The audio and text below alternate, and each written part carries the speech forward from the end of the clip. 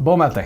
Comme toujours, toutes les informations qui se retrouvent dans cette vidéo-ci, puis toutes les autres vidéos de la série sur la déréalisation, sont des informations qui proviennent d'Internet, soit d'études qui ont été faites, de publications scientifiques, de forums, d'expériences personnelles de gens qui sont dans la même situation que vous, puis aussi de mon expérience personnelle, parce que je suis moi-même déréalisé depuis environ une dizaine d'années, puis même si je suis pas encore entièrement guéri, tous les trucs que je vous donne m'ont aidé à améliorer mon cas.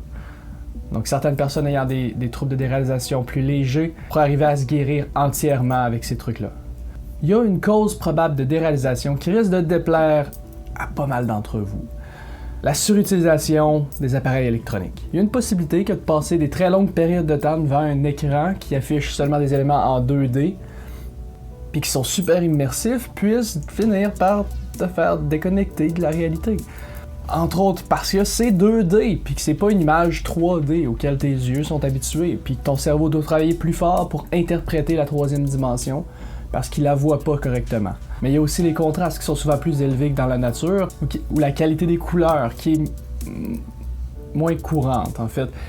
Un écran d'ordinateur ou de cellulaire ou de TV va faire en sorte que tes yeux puis ton cerveau doivent travailler plus fort pour te faire comprendre l'image comme elle est. Ce qui fait que de passer plusieurs heures par jour devant un écran comme celui-là, ou comme dans mon cas où je passe même facilement 12 ou 13, 15 heures ou 16 heures devant un écran, c'est normal que je perde contact avec ce qui est réel. Mais même à 4 ou 5 heures par jour, ça peut être suffisant. Puis de passer 10 minutes par-ci par-là sur son cellulaire, sur Facebook, sur Twitter ou sur YouTube, puis à la longue, dans une journée, ça fait que la majorité de notre temps, on le passe devant un écran, à regarder un écran.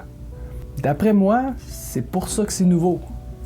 La déréalisation et la dépersonnalisation, c'est un phénomène dont on n'entend pas parler depuis super longtemps.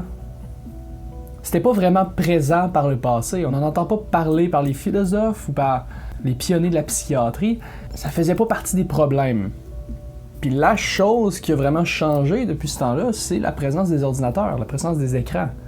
Fait que si vous êtes du genre à devoir travailler, par exemple, plusieurs heures par jour devant l'ordi, peut-être que d'éviter de jouer à des jeux vidéo en plus, ou de regarder des films, ou de passer du temps sur Facebook pendant les pauses, juste d'aller profiter de l'extérieur, d'aller regarder la vraie vie, plutôt que de regarder un écran, ça pourrait vous aider. Mais évidemment, si c'est à cause de votre travail que vous passez tout ce temps-là devant l'ordinateur, ou à cause de l'école, ça peut être un petit peu plus compliqué, ça peut être un petit peu plus difficile, puis ça peut demander des changements plus grands dans votre vie.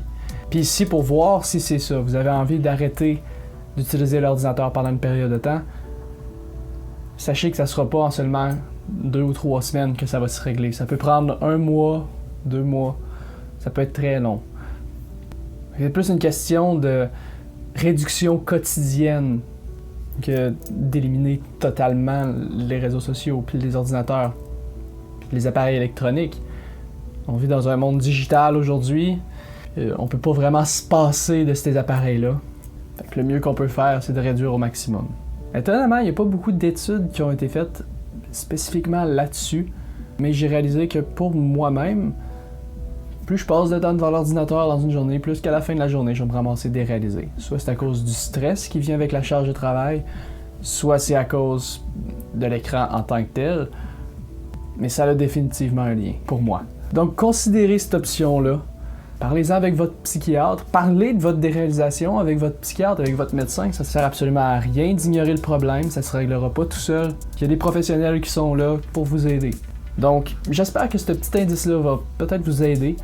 Appuyez sur le bouton j'aime, puis partagez cette vidéo-là pour qu'elle soit disponible pour plus de gens possible, que plus de gens sachent ce que c'est la déréalisation. Allez voir vous-même les autres vidéos de cette série-là pour mieux comprendre le phénomène, puis on va se revoir dans une prochaine vidéo. Je vous souhaite un très bon rétablissement. Passez une bonne journée, passez une bonne semaine, puis à la prochaine. Bye.